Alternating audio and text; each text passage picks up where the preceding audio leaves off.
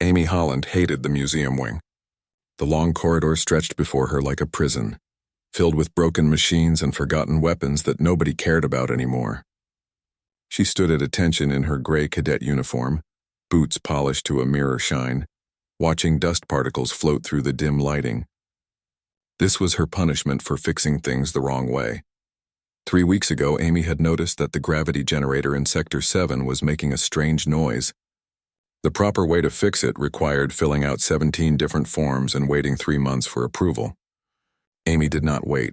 She climbed into the maintenance shaft with her tools and repaired the generator in 2 hours. The station commander was not pleased. He said Amy broke protocol. He said Deathworlders like her always thought they knew better than everyone else. So now she stood guard over old junk that nobody wanted. Amy was from Earth, which the Galactic Coalition called a Class 12 Deathworld. That meant Earth was dangerous. Most planets in the Coalition were gentle places with calm weather and friendly animals. Earth had hurricanes and earthquakes and animals that could kill you.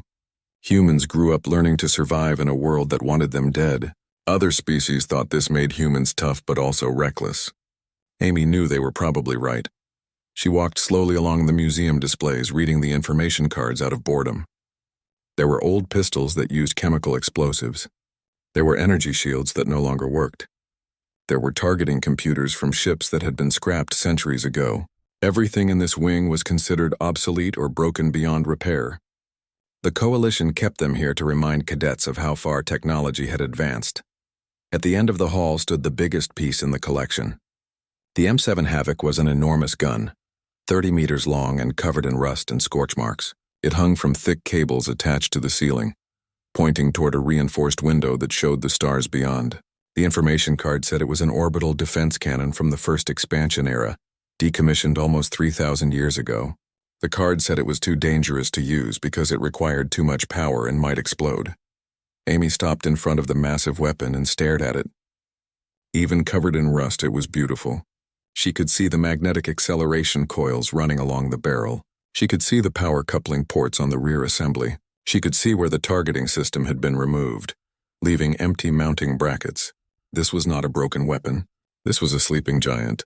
Her first week of guard duty was boring. She stood at her post for 12 hours, then returned to her small room in the cadet quarters. She ate alone in the cafeteria because the other cadets avoided her.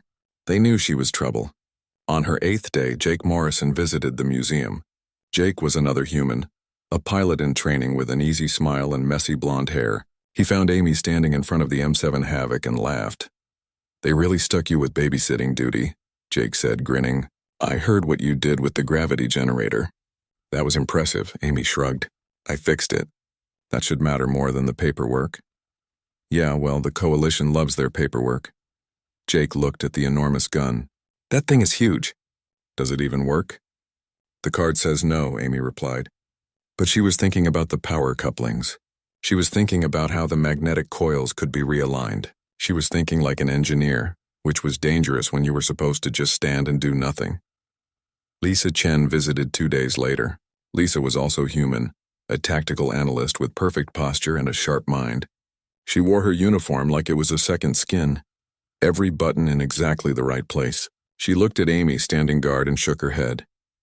"You need to stop breaking rules," Lisa said quietly.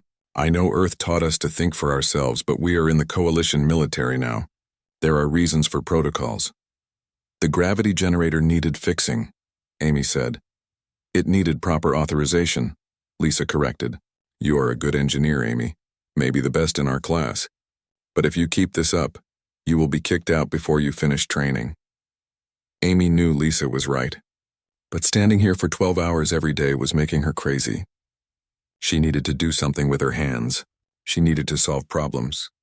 That night, after her shift ended, Amy returned to her room and accessed the station's historical database.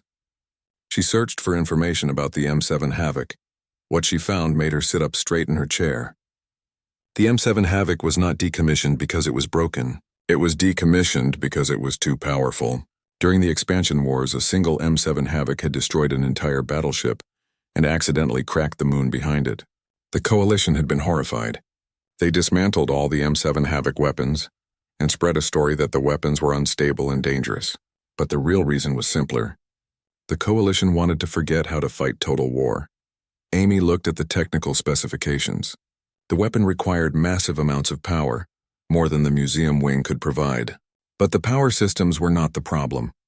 The magnetic containment field was misaligned. The cooling system used old technology that overheated too quickly. These were not permanent flaws. These were problems that could be fixed. She should not have done what she did next. She knew it was against regulations, but Amy had always been better at doing things than at following rules. Over the next 2 weeks, she began bringing small tools to her guard post. During the quiet hours when nobody visited the museum, she climbed up to the M7 Havoc and started making adjustments. She realigned the magnetic coils using a portable calibration device. She replaced corroded power couplings with parts from the station's recycling bay. She worked carefully, making sure each change was invisible to casual inspection. Commander Felix Grant watched her on the security feeds. Grant was a tall man with gray hair and tired eyes.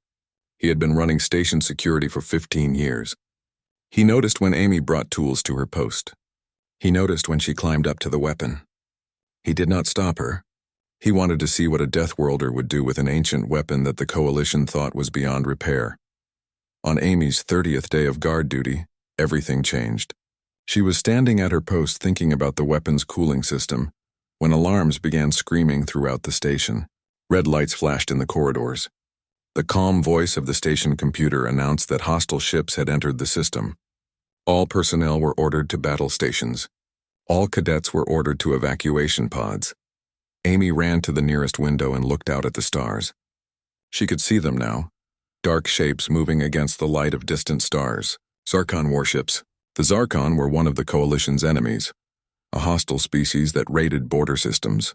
They were known for their brutal tactics and powerful ships. Amy counted at least 20 vessels, including 3 large dreadnoughts. The station shook as the first energy blasts hit the shields. Arcturus Station was not built for this kind of fight. Its weapons were designed to scare off pirates, not to face a proper military fleet. Amy heard the sound of Coalition defense guns firing, saw the bright streaks of energy lancing out toward the enemy. The Zarkon shields absorbed the attacks easily. Their return fire was devastating. All cadets to evacuation pods immediately. Commander Grant's voice came over the communication system. This is not a drill. Repeat, this is not a drill. Amy should have run. She should have followed orders and gotten on an evacuation pod like everyone else. But she turned and looked at the M7 Havoc hanging silently in the museum wing. She thought about the weapons she had seen firing at the Zarkon ships. Elegant Coalition guns that were designed by committees and built to minimize collateral damage. They were not enough. They would never be enough. The M7 Havoc was different. It was designed in an era when the Coalition still remembered how to wage real war. It was built to destroy enemies completely and without mercy. It was exactly what the station needed right now. Amy had spent weeks repairing it. She had replaced broken parts and realigned damaged systems. But she had not connected it to a power source. The weapon still needed massive amounts of energy to fire. The station shook again, harder this time. Somewhere in the distance, Amy heard the sound of metal tearing. The Zarkon were not just attacking. They were winning. Amy made her decision. She ran to the museum's storage room and found the emergency toolkit. She grabbed power cables, bypass connectors, and a portable welding torch. She dragged everything back to the M7 Havoc. The museum wing did not have enough power to fire the weapon, but the station's main reactor did. Amy just needed to connect the weapon directly to the reactor, bypassing every safety system and protocol that stood in the way. It was insane. It was dangerous. It would probably get her expelled from the military if she survived. But Amy was from Earth, and Earth taught its children that sometimes the only way to survive was to break every rule and hope for the best. She climbed into the maintenance shaft that ran behind the museum wall. The shaft was dark and narrow, barely wide enough for her body. She crawled through it, dragging the heavy power cables behind her. The station shook constantly now as Zarkon weapons pounded the shields. Amy tried not to think about what would happen if the shields failed while she was in this cramped space. Commander Grant arrived at the museum wing 30 minutes after the Zarkon fleet retreated. He brought a security team with him, but his face showed more curiosity than anger. He looked at the M7 Havoc still smoking from its single shot, then at Amy and Jake sitting on the floor surrounded by power cables and tools. "Stand up, both of you," Grant said quietly. Amy and Jake got to their feet. Amy's legs felt shaky. She had used up all her energy getting the weapon working and had nothing left. Grant walked around the M7 Havoc slowly, examining the modifications Amy had made. He touched the new power couplings.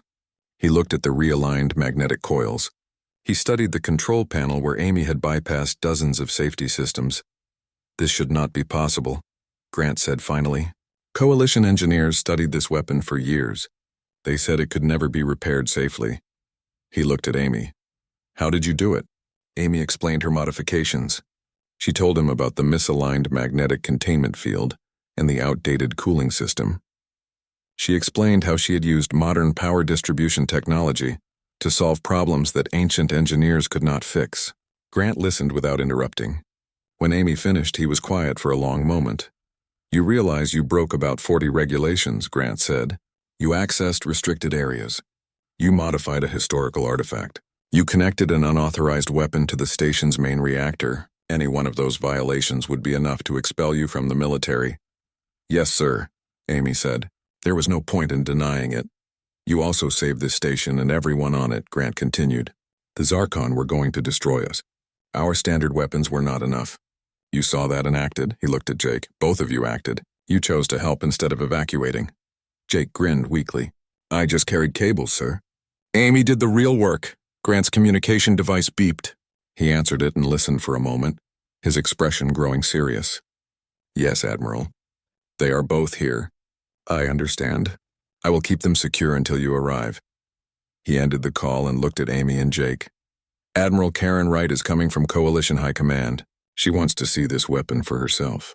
You two are confined to quarters until she arrives. Do not speak to anyone about what happened here. The security team escorted Amy and Jake to separate rooms in the cadet quarters. Amy's room was small, just a bed and a desk and a window showing the stars. She sat on the bed and tried to process everything that had happened.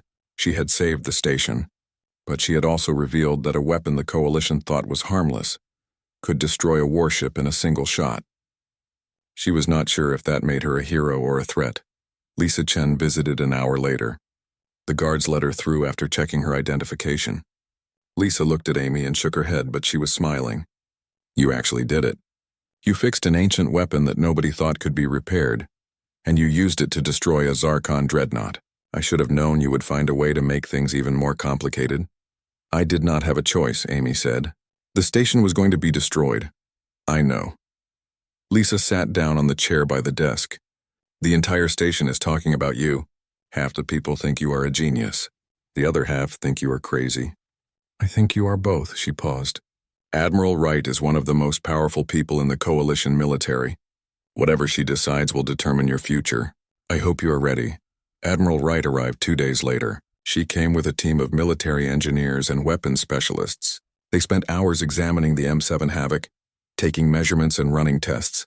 Amy watched through her window as transport ships brought equipment to the museum wing. Whatever they were doing, it was serious. On the third day, Admiral Wright summoned Amy to a conference room.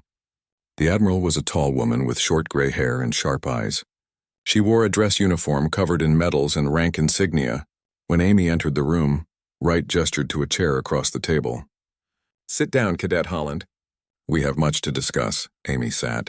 On the table between them was a data pad showing technical specifications of the M7 Havoc. Wright turned the data pad so Amy could see the screen. My engineers have examined your modifications. They are extremely impressed. You did not just repair this weapon. You improved it. The distributed power network you created allows for continuous fire without overheating. The realigned magnetic containment increases projectile velocity by 40%. Using modern materials, your design could be replicated and improved further. Amy felt a chill run down her spine. She had not thought about replication. She had just been trying to make one old gun work well enough to save the station. I did not intend to create a new weapon design, Admiral. I just wanted to fix what was broken. Intention does not matter, Wright said. Result matters. And the result is that you have created something extremely powerful. She paused. During your debrief with Commander Grant, you mentioned that the weapon fired at 60% power. Is that correct? Yes, ma'am. I limited the power draw to avoid damaging the station's reactor. Wright tapped her fingers on the table. One of my engineers asked you what would happen if you increased the power input by another 30% and extended the barrel length. Do you remember what you said? Amy remembered. She had been explaining the weapon's capabilities, thinking out loud about theoretical improvements. She had said the weapon could maintain beam coherence over planetary distances. She had not realized what that meant until she saw the engineer's face go pale. I did not mean to suggest building a planet killer, Admiral. I was just answering a technical question. But you described one anyway. Wright leaned forward. Planet killer weapons have been banned by coalition law for 800 years. The last war that used such weapons almost destroyed galactic civilization. We dismantled every planet killer we could find and made it illegal to even research such technology. And now you, a 22-year-old cadet from Earth, have independently recreated the principles behind those weapons. Amy felt sick. She had been trying to save lives. Instead, she had revealed knowledge that the Coalition wanted to keep buried forever. What happens now? That depends on the Coalition Council, Wright said. Some members want to destroy the M7 Havoc and classify all records of your work. Others see strategic value. The Zarkon sovereignty is growing more aggressive. A weapon like this could change the balance of power. She studied Amy carefully. There is also a political dimension. You are human. Earth has been part of the Coalition for only 200 years. Some species still view humans as dangerous because you come from a death world. This situation reinforces that view. I cannot change what I am, Amy said quietly. I cannot change that Earth taught me to solve problems in ways that other species do not understand. No, you cannot. Wright stood up and walked to the window. Outside, Arcturus Station was being repaired. Work crews moved through space in protective suits, welding damaged sections and replacing broken equipment. The Coalition has a problem, Cadet Holland. We have forgotten how to fight total war. We have spent centuries building a civilization based on diplomacy and restrained force. That is admirable. But it makes us vulnerable to enemies who have not forgotten. She turned back to Amy. The Zarkon know this. That raid was a test. They wanted to see how we would respond. And we responded by using an 800-year-old weapon, Amy said. Exactly. Wright sat down again. I am going to offer you a deal. The Council has agreed to keep you out of prison on the condition that you work for us. You will be promoted to lieutenant and assigned to a weapons development project. Your designs will be monitored carefully. You will sign documents promising never to reveal the full capabilities of the M7 Havoc. In exchange, you keep your career and help us develop defensive systems for border stations. Amy thought about it. She did not have much choice. The alternative was probably a court-martial in prison. I accept, Admiral. Wright nodded. Good. You will leave for Research Facility Janus in 1 week. It is a secret installation where we develop advanced military technology. You will work with a team of engineers and scientists. She pushed a datapad across the table. These are the classification documents. Read them carefully before you sign. Amy took the datapad and began reading. The documents were long and full of legal language, but the message was clear. Everything she had done with the M7 Havoc was now classified at the highest level. She could not tell anyone outside the military about it. If she revealed the information, she would be arrested and imprisoned. She signed the documents with her fingerprint. There is one more thing, Wright said. She pulled out another datapad, this one showing files marked with red security warnings. What I am about to show you is known to only a few people in the Coalition government. During the expansion wars, both sides developed planet-killer weapons. The Coalition won not because we had better weapons, but because we convinced our enemies that using such weapons would result in mutual annihilation. After the war ended, we dismantled the weapons and locked the designs in secure archives. Wright opened one of the files. Amy saw technical specifications for weapons that made her blood run cold. Orbital bombardment platforms, planetary crack missiles, stellar destabilizers. These were not weapons. Research Facility Janus floated in an asteroid field in the Sirius sector, hidden among rocks and ice. The facility was shaped like a wheel, spinning slowly to create artificial gravity. Amy arrived 6 months after the incident at Arcturus Station. She stood at the docking bay window and watched the asteroids drift past, thinking about how far she had come from that dusty museum wing. Lieutenant Colonel Steve Parker met her at the airlock. He was a broad-shouldered man in his 40s with graying hair and calm eyes. He shook Amy's hand firmly. Welcome to Janus, Lieutenant Holland. I have heard a lot about you. Fixing an ancient weapon system that Coalition engineers thought was impossible. That is impressive work. Thank you, sir, Amy said. She looked around the docking bay. It was busy with people and equipment moving in every direction. This place is bigger than I expected. We have 300 people working here, Parker explained as he led her through the corridors. Scientists, engineers, weapons specialists. We develop new military technology for the Coalition. Right now, we are working on better defense systems for border stations.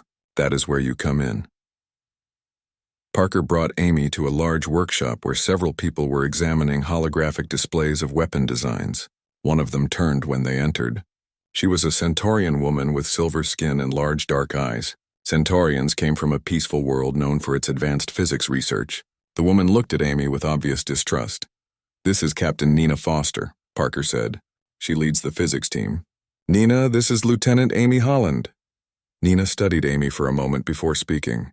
I have read your file. You are the human who modified the M7 Havoc. Her tone made it clear what she thought about that.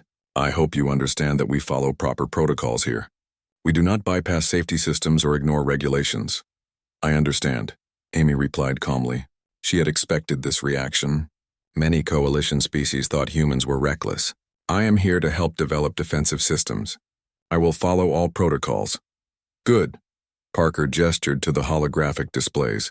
We are designing an upgraded point defense system for Coalition cruisers.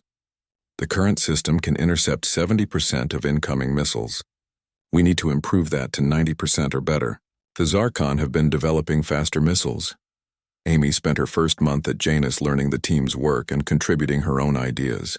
The point defense project was important but not exciting. It required careful calculations and slow improvements. Amy was good at this kind of work, but her mind kept returning to the anonymous message she had received. Someone had warned her that the Zarkon were building something dangerous. She could not forget that warning. At night, when she was alone in her quarters, Amy used her security clearance to access Coalition intelligence reports.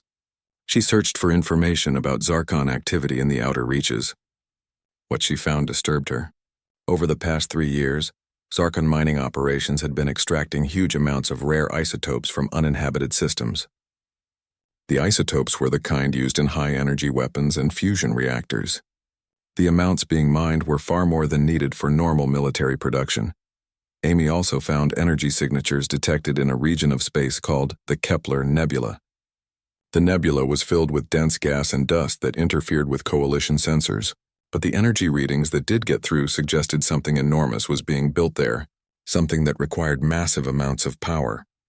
Amy took her findings to Colonel Parker. Parker listened carefully as Amy explained what she had found.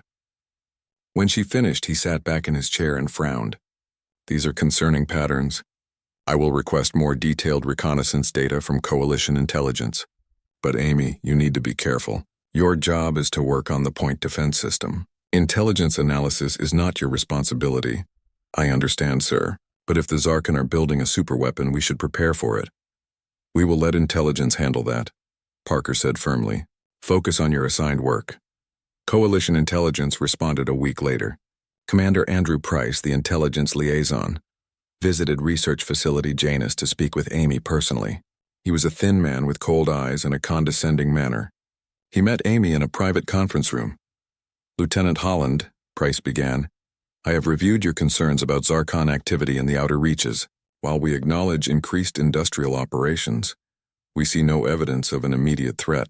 The isotope mining is consistent with normal military buildup. The energy signatures you mentioned are likely from standard mining equipment operating in difficult conditions. But the amounts are far beyond what they need for normal operations, Amy argued. And those energy signatures are too powerful for mining equipment. Price smiled coldly.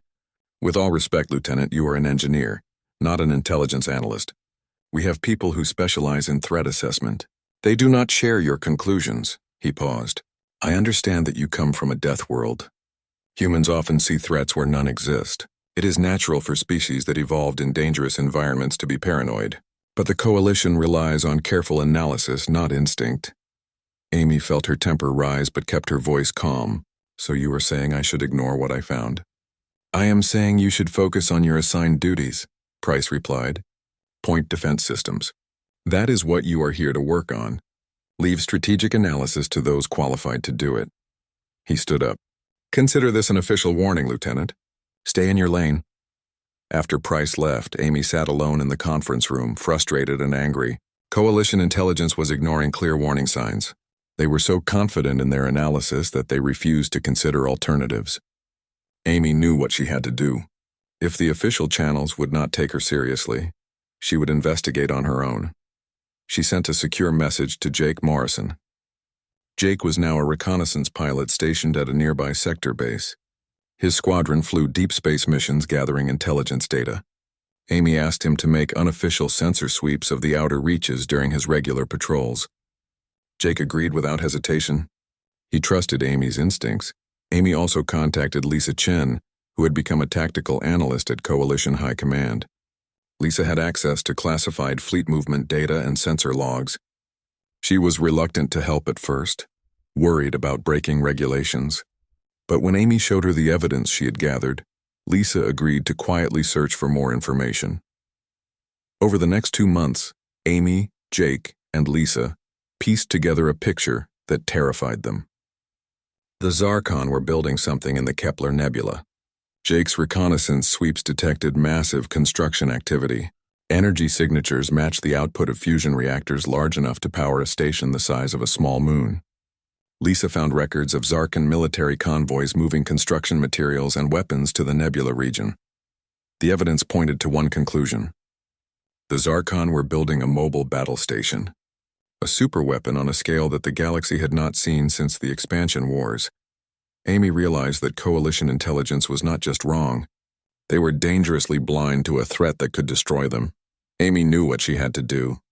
If the Coalition would not prepare for this threat, she would prepare herself. She began working on an unofficial project during her off hours. She called it the Hellfire Protocol. It was a weapon system based on her M7 Havoc modifications but designed from scratch. It was designed to destroy a battle station. Amy worked on the Hellfire Protocol in secret, hiding her files behind layers of encryption. She knew she was violating her agreement with Admiral Wright. She knew that even possessing such designs could get her court-martialed, but she also knew that someone needed to be ready for what was coming. Earth had taught her that survival sometimes required breaking rules. Captain Nina Foster discovered Amy's secret project by accident. Nina was looking for team files on the shared drive when she accidentally accessed Amy's personal storage. She saw files labeled Hellfire Protocol and opened them out of curiosity. What she saw made her call an immediate meeting with Amy. They met in an empty laboratory late at night. Nina looked furious. "What is this?" she demanded, showing Amy the files on her datapad. "You are designing a planet-killer weapon. This is illegal. This violates every agreement you signed." Amy had prepared for this moment. She pulled up her own datapad and showed Nina all the evidence she had gathered. The Zarkon mining operations, the energy signatures in the Kepler Nebula, Jake's reconnaissance data, Lisa's fleet movement analysis. "The Zarkon are building a battle station," Amy said quietly. Coalition intelligence refuses to acknowledge it. But the evidence is clear. When that station is complete, it will be able to destroy entire fleets, maybe entire planets. We need a weapon that can stop it. Nina studied the data for a long time. As a physicist, she could not deny what the energy signatures meant. The readings Amy had collected could only come from a fusion containment system, large enough to power a weapon of terrible magnitude. Nina looked up at Amy with troubled eyes. "If you are right, this is the worst crisis the Coalition has faced in centuries. But if you are wrong, you will go to prison for this." "I know," Amy said, "but I would rather be wrong and prepared than right and helpless." Nina was quiet for a long moment.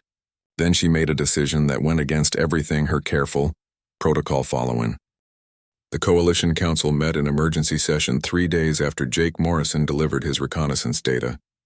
Representatives from 200 species gathered in the Great Hall on the capital world, their voices filling the chamber with debate. Admiral Wright stood before them with Amy, Nina, and Colonel Parker at her side. The Hellfire Protocol designs were displayed on massive screens for all to see. The debate was fierce. Some council members argued that building such a weapon made the Coalition no better than their enemies. Others pointed out that the Zarkon already had a battle station, and the Coalition needed a way to stop it. A third group demanded to know why 3 military officers had designed a planet-killer weapon in secret, violating treaties that had kept the peace for 800 years. Council member Patricia Hayes from Earth stood to speak. She was an older woman with white hair and a strong voice. "We must face reality," Hayes said. "The Zarkon are not bound by our treaties. They do not share our values. They are building a weapon capable of destroying planets, and they will use it. The question before us is simple. Do we defend ourselves, or do we maintain moral purity while our worlds burn?" After 6 hours of debate, the council voted. The motion passed by a narrow margin. The Hellfire Protocol was authorized. Construction would begin immediately. Amy felt a strange mix of relief and dread. She had won, but winning meant the coalition was building a weapon that could end civilizations. She was not sure that was something to celebrate. Research facility Janus transformed into a weapons foundry. Military contractors arrived from across coalition space. Engineering teams worked around the clock assembling components. The Hellfire Protocol was designed to be installed on a warship, so the coalition commissioned a new vessel specifically to house it. They called the ship the Valiant. The Valiant was a heavy cruiser, 500 meters long and covered in armor plating. Its hull was built to withstand enormous stress. Its reactors were the most powerful ever installed on a coalition ship. The Hellfire Protocol weapon occupied the entire central spine of the vessel, running from bow to stern. Amy oversaw every detail of the installation, working with engineers and contractors to ensure everything was perfect. Construction took 3 months. During that time, the Zarkon continued their advance. They conquered 2 border systems and destroyed a coalition defense fleet. The losses were heavy. Thousands died. The coalition public began to panic, demanding action. The council assured them that a response was being prepared but gave no details. The Valiant remained classified. Amy was promoted to commander and given command of the Valiant's weapons division. Colonel Parker became the ship's tactical officer. Nina Foster led the engineering team. Jake Morrison joined as the lead pilot of the ship's fighter squadron. Lisa Chen was assigned as strategic analyst. They were joined by a crew of 500 volunteers from 23 different species. Everyone aboard understood they were sailing toward a battle that would determine the fate of the galaxy. The day the Valiant launched, Amy stood on the bridge and looked at the view screen showing the stars ahead.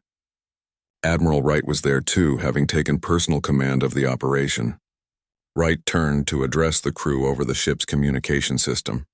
"Crew of the Valiant, we are about to face an enemy that threatens everything the Coalition stands for. The Zarkon battle station is the most dangerous weapon ever built. If it reaches our core worlds, millions will die. Our mission is to stop it. Some of you may not survive, but if we succeed, we will save countless lives. That is worth any sacrifice." The crew responded with determination. They knew what they were facing. They had volunteered anyway. The Valiant left Janus and joined a coalition fleet of 80 ships designated Task Force Nemesis. The fleet included cruisers, destroyers, and support vessels. It was the largest military force the coalition had assembled in 200 years. But everyone knew that conventional weapons would not be enough against the Zarkon battle station. Coalition intelligence reported that the Zarkon were moving their battle station through the Kepler Nebula toward coalition space.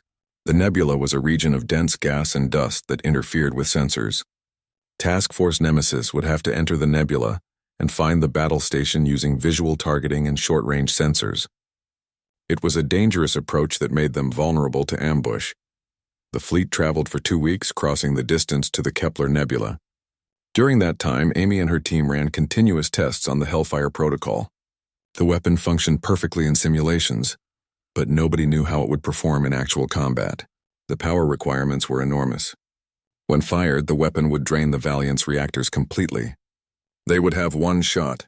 If they missed or if the weapon failed, there would be no second chance. Jake visited Amy in the weapons control room 3 days before they reached the nebula. He found her reviewing targeting calculations for the 100th time. "You need to sleep," Jake said. "You've been working for 20 hours straight." "I cannot sleep," Amy replied without looking up. "If I made a mistake in these calculations, thousands of people will die." "You did not make a mistake," Jake said firmly. "I know you. You check everything 3 times. The weapon will work." He paused. "Amy, whatever happens out there, you should know that you gave us a chance. Without the Hellfire Protocol, we would be sailing into that nebula with no hope at all. Now we have hope. That is because of you. Amy finally looked up at him. I built a planet killer, Jake. Even if we win, I will be remembered as the person who brought back the worst weapon in galactic history. You will also be remembered as the person who saved the Coalition, Jake replied. History is complicated, but survival comes first. Task Force Nemesis entered the Kepler Nebula at dawn on the 15th day. The nebula was beautiful and terrifying, filled with swirling clouds of purple and blue gas. Visibility dropped to almost nothing. Ships had to stay close together to avoid getting separated. Admiral Wright ordered the fleet to proceed slowly, sensors sweeping constantly for any sign of the enemy. They found the Zarkon fleet 6 hours into the nebula. Enemy ships appeared suddenly through the gas clouds, their weapons already firing. The battle began instantly and brutally. Coalition cruisers returned fire, their energy beams cutting through the nebula. Zarkon vessels exploded in bright flashes, but more enemy ships kept appearing. The Zarkon had been waiting for them. Amy watched the battle from the weapons control room, her hands hovering over the Hellfire Protocol controls. She could not fire yet. The battle station had not appeared. The Valiant had to save its single shot for the real target. Around her, the ship shook as Zarkon weapons hit the shields. Damage reports came in from all sections. The Valiant was taking heavy fire. Contact! The sensor officer shouted. Massive energy signature dead ahead. It is the battle station. The Zarkon battle station emerged from the nebula's depths like a nightmare made real. It was enormous, a sphere of dark metal 3 times the size of Earth's moon. Weapon ports covered its surface, hundreds of them, all beginning to glow with charging energy. The battle station fired its opening salvo. 3 Coalition cruisers disappeared in explosions so bright that they lit up the entire nebula. All ships, evasive maneuvers. Admiral Wright's voice came over the fleet communication channel. Valiant, you are cleared to engage. Take that thing down, acknowledged, Amy replied. She activated the Hellfire Protocol. Throughout the Valiant, systems began shutting down as power redirected to the weapon. Lights dimmed. Non-essential systems went dark. The ship's 3 fusion reactors poured everything they had into the weapon running along the vessel's spine. Nina's voice came through Amy's earpiece. Power levels are nominal. Magnetic containment is stable. You have full charge in 60 seconds. Amy began calculating the firing solution.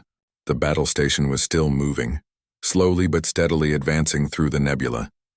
She had to predict where it would be when the weapon fired. The beam would take 4 seconds to cross the distance.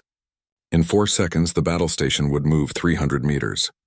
Amy entered the calculations, checked them twice, and prepared to fire. The Valiant shook as a Zarkon missile hit the shields. Alarms blared. Amy ignored them.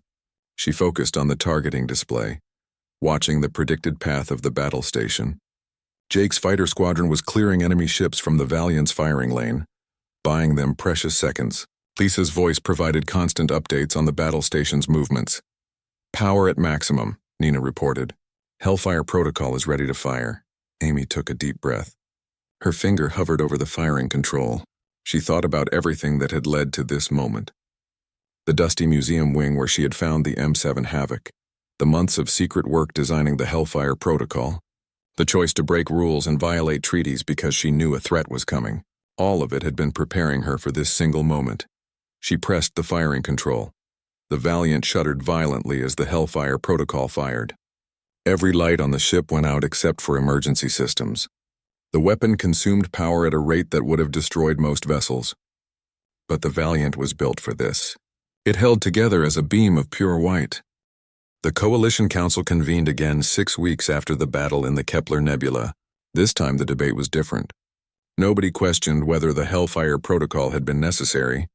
The Zarkon battle station would have destroyed worlds if it had not been stopped. But now the Coalition possessed a working planet-killer weapon, and they had to decide what to do with it. Some council members argued for building a fleet of Valiant-class ships. If one such weapon could stop the Zarkon, then a dozen could guarantee Coalition security forever. Others demanded that the Hellfire Protocol be destroyed and all records sealed. They feared that keeping such weapons would lead to an arms race that would end in disaster. A third group proposed strict international controls allowing the weapon to exist but only under multiple safeguards. Commander Amy Holland was called to testify before the council. She stood in the Great Hall where representatives from 200 species watched her. Admiral Wright sat in the front row, her expression unreadable. Amy had prepared remarks, but when she began speaking, she put them aside and spoke from her heart. "I never wanted to build a planet killer," Amy said. Her voice carried through the silent chamber. "I wanted to fix an old gun and save my station. But fixing that gun taught me something important. Knowledge cannot be destroyed. You can lock away designs and ban research, but intelligent species will always rediscover dangerous ideas. I proved that by recreating principles the Coalition thought were safely buried." She paused and looked around at the assembled representatives. "The question is not whether planet killer weapons will exist. The question is who controls them and under what circumstances they can be used. I believe the Coalition should keep the Valiant operational as a deterrent. But it should be the only such weapon. One is enough to show we can defend ourselves. More than one starts looking like we plan to attack others." Council Member Hayes from Earth stood to speak. Commander Holland raises a crucial point. During the expansion wars, both sides built hundreds of planet killers. The result was near extinction. This time we have a chance to be wiser. We can keep enough power to defend ourselves without building an arsenal that threatens everyone. The debate continued for days. Finally, the Council reached a compromise. A single Valiant-class ship would remain operational, maintained by a volunteer crew and kept at a secret location, known only to the Council. The Hellfire Protocol specifications would be locked in the highest security archives, accessible only by unanimous Council vote. Building additional planet killer weapons would require approval from every Council member, making it nearly impossible. Amy was offered promotion to Admiral and a position on the Council's Military Advisory Board. The offer came with a beautiful office and significant influence over Coalition defense policy. Amy declined. Admiral Wright was surprised. "This is a rare opportunity, Commander. Most officers would accept immediately. Why refuse?" "Because I do not want to spend the rest of my life in meetings debating weapons policy," Amy replied honestly. "I am an engineer. I want to build things and teach others to build things. I have another request if you will consider it."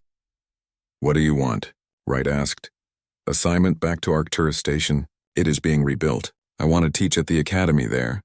The next generation of engineers needs to learn not just how to build weapons, but when to build them and when not to." Wright considered this for a moment, then nodded. "Approved. The Coalition needs teachers as much as it needs warriors. Maybe more." She paused. "You did well, Amy. You saw a threat that others missed.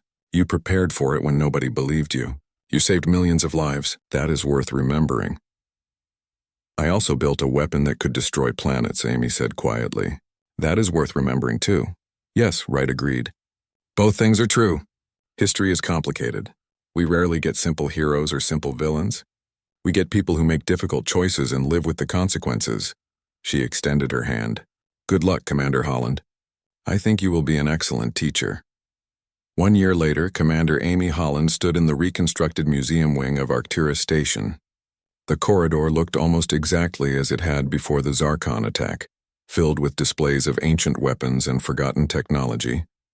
At the end of the hall hung the M7 Havoc, restored to its original condition. The modifications Amy had made were gone, removed and classified. The weapon looked exactly as it had when she first saw it, a dusty relic from a forgotten age. But there was one change. A new placard had been added beside the weapon. It read, M7 Havoc Class Railgun, decommissioned 2847 GSY, restored 2954 GSY.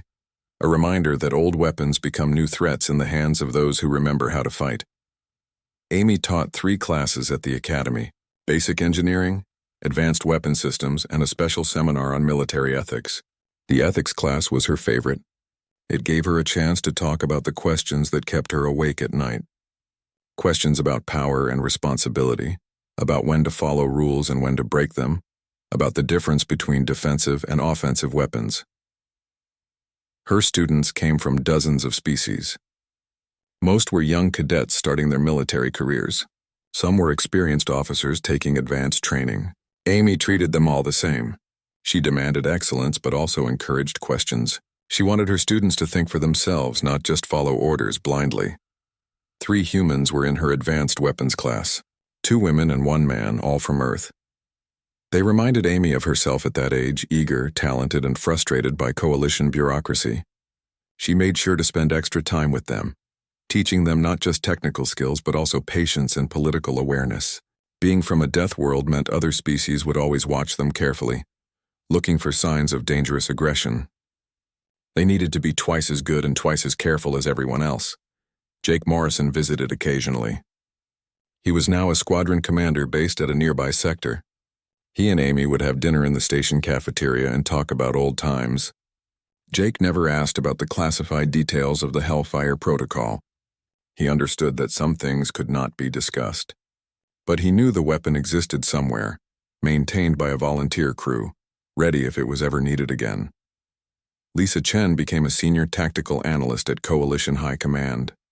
She sent Amy regular messages with news and gossip from the capital.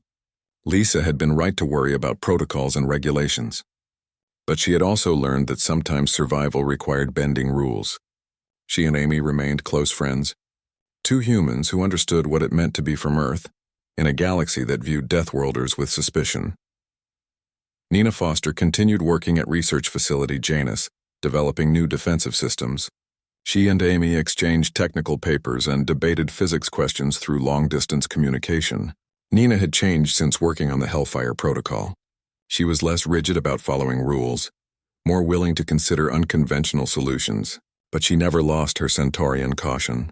Together, she and Amy represented a balance between human boldness and coalition wisdom. Colonel Parker retired from active service and became a military advisor to the Council. He occasionally sent Amy notes about policy debates, giving her insights into the political decisions being made at the highest levels. Parker had taken responsibility for the unauthorized Hellfire Protocol project, as he had promised. But the Council had decided not to punish him. Instead, they recognized that his willingness to break rules had saved the Coalition. Sometimes Parker wrote in one message, "The system needs people who trust their judgment more than they trust regulations." One afternoon, Amy was teaching her ethics seminar when a young cadet raised his hand. He was Centaurian with the same silver skin as Nina. "Commander Holland, I have a question about the Zarkon crisis. Some people say the Coalition should have used diplomatic channels instead of military force. Do you think violence is ever really necessary?" Amy thought carefully before answering. "Diplomacy should always be the first choice. But diplomacy only works when both sides want peace.